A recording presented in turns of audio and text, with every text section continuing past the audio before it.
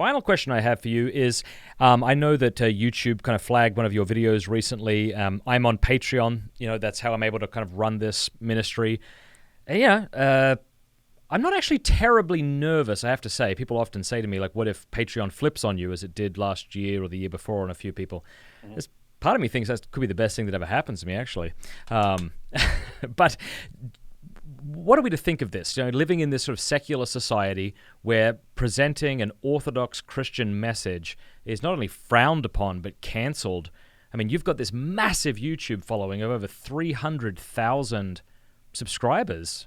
How do you sort of process all this? Well, it's again, I'm looking at this as this is the greatest time to share information in history. And it's just the idea that I can make a video tonight and 50,000 people will have watched it by tomorrow is just awesome. And that's if it doesn't really take off. Sometimes you'll wake up, the next day and 200,000 people have watched it. And so very, very awesome if you're looking at it from that perspective. But you also have this attempt to crack down on hate speech, because you do have hate speech out there, and you'll have companies like just recently, it's like Verizon and Starbucks, and they all said that they're pulling down ads from social media because of all the hate speech. Well, if you're one of the platforms and that's where you're making your money from, these advertisers, and they're saying, hey, crack down on hate speech, then you're going to crack down on hate speech. The problem is you've got the people who are working on the trust and safety teams of these platforms are all these people who just came out of their safe spaces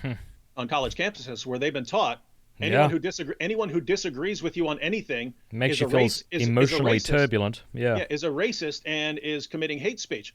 And so they've got the companies, the companies like Verizon and Starbucks, they're thinking of, hey, you've got white supremacists and things like that on here. You need to crack down on them. Whereas, the person working on the trust and safety team, they're thinking, oh, anyone who criticizes Islam must be a racist and a bigot. They couldn't actually have a problem with women being beaten into submission and, girls being taken as sex slaves and sex with prepubescent girls. They couldn't actually have a problem with all of that because they don't know that Islam teaches any of that. So the only reason you could be criticizing Islam would have to be racism. And so, they just start banning content. But it wasn't one video. YouTube routinely blocks my stuff. I get messages all the time.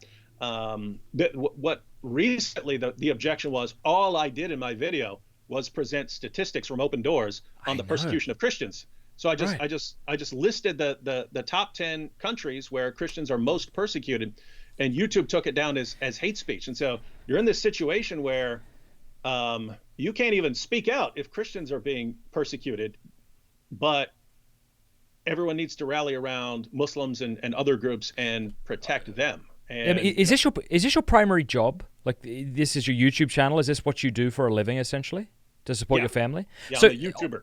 So, honest question, are you nervous? Like, are you afraid that YouTube will pull your platform and you'll be left with nothing, or a plan B, or?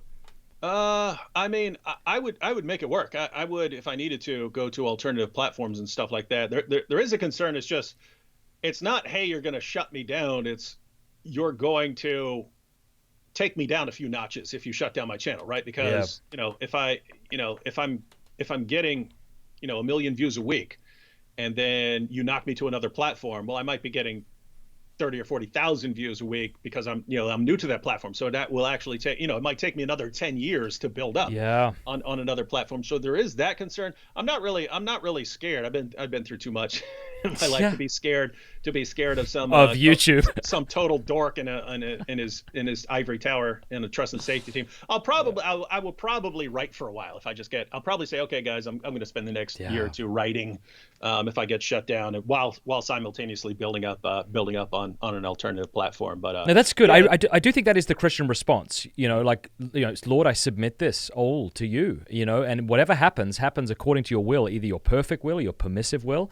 But I submit it to you. And if you want to take this thing down, if somebody wants to take this down, is this within your will? Glory to Jesus Christ. And so I feel like often we kind of oscillate between we get really upset and discouraged, or we passively accept what's happening to us. But there's a third option where we could glory in what the Lord has allowed, which is a grace from God. But it's something I know a lot of Christians are kind of considering as big tech seems to be kind of cracking down on different conservative voices. Yeah, and that is normally how I take setbacks. If there's some sort of setback, I think, okay, well, maybe I'm supposed to do something else now. And so yeah, I say kick and scream when the tech tyrants are telling you what you can and can't say because they are impacting. It's just bad, right? It's just bad if they say, oh, you Muslim, you're allowed to speak, but you Christian, you can't speak. You Muslim, you can point out if people are attacking Muslims, as you should. And you Christian, you can point out when Muslims are being attacked, as you should.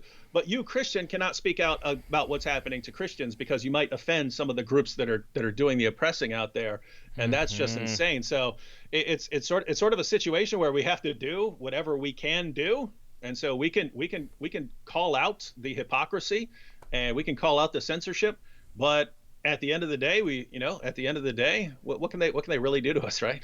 Right. Thank you for watching this clip. You can click here to watch the full episode. And I want to say a big thanks to our sponsors and to our amazing patrons for making all of this possible. Please do us a favor before you go. Click that subscribe button and then the bell. And that way YouTube will be forced to let you know every time we put out a new episode.